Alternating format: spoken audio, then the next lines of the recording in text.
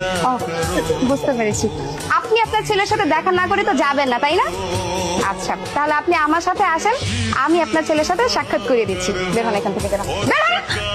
আরে আপনি এমন করতেছেন কেন আমার সাথে? কি হয়েছে এখানে? দেখেন না ম্যাডাম, আমি আসছি আমার ছেলের সাথে দেখা করার জন্য। এই গাড়ির শোরুমটা আমার ছেলের, আর উনি কিনা আমার সাথে যাদা ব্যবহার করতেছে।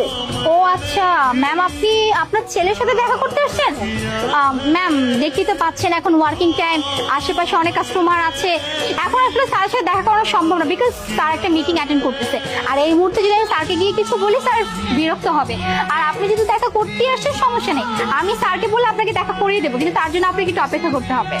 আচ্ছা ঠিক আছে ম্যাম আপনাকে একটু বাইরে গিয়ে অপেক্ষা করতে হবে।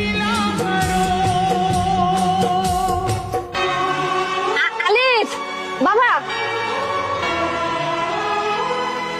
মা চেকিং।